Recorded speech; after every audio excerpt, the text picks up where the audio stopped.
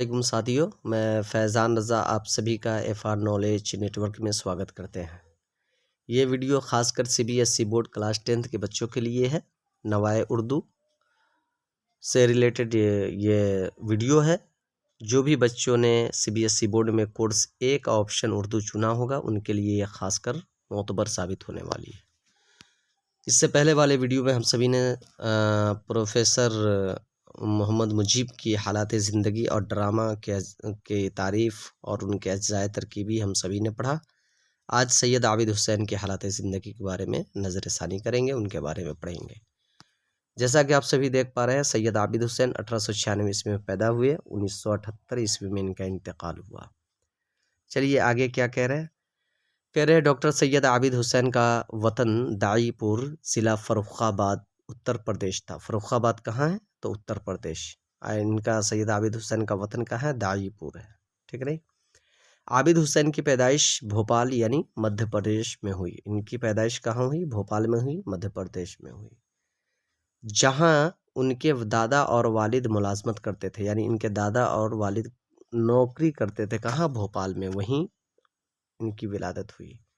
سید عابد حسین کی والدہ کا تعلق لکھنؤ کے ایک تعلقدار گھرانے سے تھا۔ ان کی والدہ کہاں کی رہنے والی تھی؟ لکھنؤ کی رہنے والی تھی، یعنی ان کی ماں لکھنؤ کی رہنے والی تھی اور اچھے گھرانے سے تھا۔ ان کا بچپن دائی پور اور لکھنؤ میں گزرا۔ ان کا بچپن دائی پور اور لکھنؤ دونوں جگہ گزرا۔ یہ سبھی پوائنٹیبل باتیں اس کو یاد رکھیں گے۔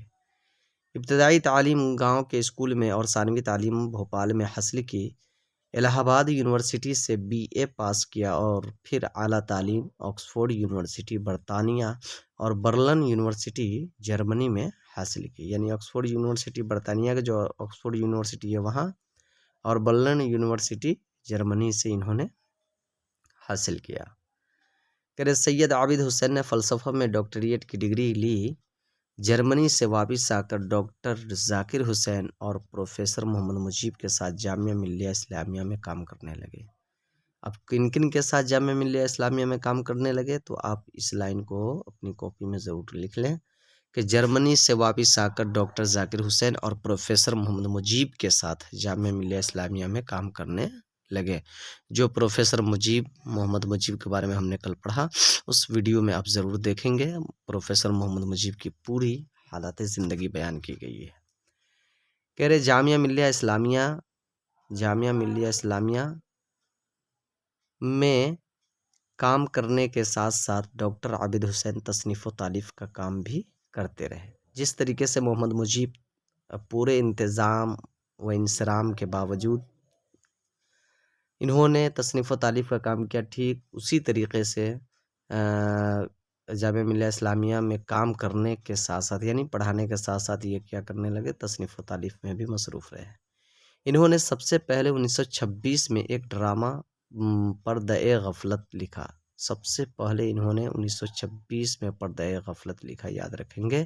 اب آپ سے یہ کوشچن کیا جا سکتا ہے کہ پروفیسر سید عابد حسین کا سب سے پہلا افسانہ کون ہے؟ تو پردہ غفلت۔ کب لکھا گیا؟ تو 1926 عیسوی میں۔ یہ سبھی پوائنٹیبل باتیں ہیں میرے ساتھیوں، اس کو ضرور آپ اپنی کاپی میں نوٹ ڈاؤن کریں۔ کہہ رہے جرمن زبان کی کئی کتابوں کا اردو میں ترجمہ کیا، یعنی ٹرانسلیٹ کیا۔ اب ان ترجمہ کیے گئے کتابوں کے نام کیا ہے اور کن کے ہیں؟ تو جن میں گوئٹے کی فاؤسٹ ہے، نہیں گوئٹے کی فاؤسٹ سب سے اہم ہے، یعنی کہ انہوں نے جو اردو میں جو جرمن زبان کی کتابوں کا ترجمہ کیا ان میں سب سے اہم کیا ہے؟ اور فاؤسٹ نام کی کتاب ہے، کس کی ہے؟ گوئٹے کی، سب سے اہم ہے۔ ڈاکٹر اس کا ترجمہ انہوں نے اردو میں کیا۔ ڈاکٹر عابد حسین نے مہاتما گاندھی کی خود نوشت کا ترجمہ تلاش حق کے نام سے۔ اب مہاتما گاندھی کی خود نوشت کا ترجمہ انہوں نے کس نام سے؟ تو تلاش حق کے نام سے، یاد رکھیں گے۔ یہ بہت امپورٹنٹ لائن ہے کہ آپ سے یہ کوشچن کیا جا سکتا ہے کہ ڈاکٹر سید عابد حسین نے مہاتما گاندھی کی خود نوشت کا ترجمہ کس نام سے کیا؟ تو آپ کیا کہوں گے؟ تلاش حق کے نام سے، تلاش حق کے نام سے۔ چلیے، اور پنڈت جواہر لال نہرو کی ڈسکوری آف انڈیا کا ترجمہ تلاش ہند کے نام سے اردو میں کیا۔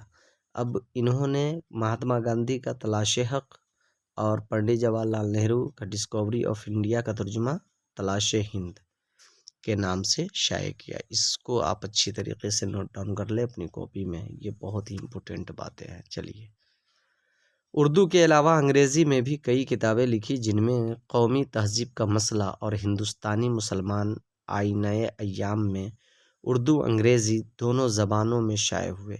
یعنی اب انہوں نے کئی کتابیں لکھی جن میں کون کون سی کتابیں؟ قومی تہذیب کا مسئلہ، قومی ہے نہیں، قومی تہذیب کا مسئلہ، قومی تہذیب کا مسئلہ اور ہندوستانی مسلمان آئینہ ایام، یہ دوسری کتاب کا نام ہے ہندوستانی مسلمان آئینہ ایام میں اردو انگریزی دونوں زبان میں شائع ہوئے۔ انہوں نے اردو کے علاوہ سرمایہ میں قابل قدر اضافے کیے، یعنی انہوں نے اردو کے علمی سرمایہ میں قابل قدر اضافہ کیا۔ وہ دو مشہور جرائد، اسلام اور عصر جدید، اسلام اور عصر جدید، اور دوسرا کیا ہے؟ اسلام اینڈ دی ماڈرن ایج، اور دوسرے کتاب کا نام کیا ہے؟ پہلے کا تو ہے اسلام اور عصر جدید، یہ جرائد ہے، جریدہ، جرائد جریدے کی جمع ہے، اور اسلام اینڈ دی ماڈرن ایج، ٹھیک ہے نہیں؟ اور جریدہ چھوٹی کتاب کو بولتے ہیں، جو یعنی یہ سمجھ لیجئے کہ وہ ایک طریقے سے وہ سرسلیل کی طرح کتابیں ہوتی ہے۔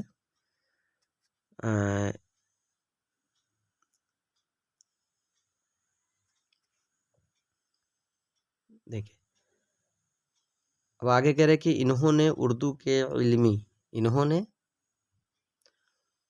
نے اردو کے علمی سرمایے میں قابل قدر اضافے کیے۔ وہ مشہور جرائد اسلام اور عصر جدید ایک، اور دوسرا اسلام اینڈ دی ماڈرن ایج، یہ دو جرائد انہوں نے شائع کیا، ان کے مشہور بھی ہوئے، یعنی جرائد کے بانی یا مدیر بھی رہے۔ چوری اور اس کا کفارہ گاندھی جی کی آپ بیتی کے اردو ترجمے سے ماخوذ ہے۔ چوری اور اس کا کفارہ جو آپ کے نصاب میں شامل ہے، یہ گاندھی جی کی آپ بیتی کے اردو ترجمے سے ماخوذ ہے۔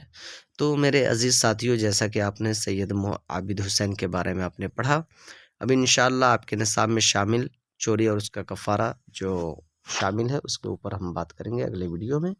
اجازت دیجیے، خدا حافظ، فی امان اللہ۔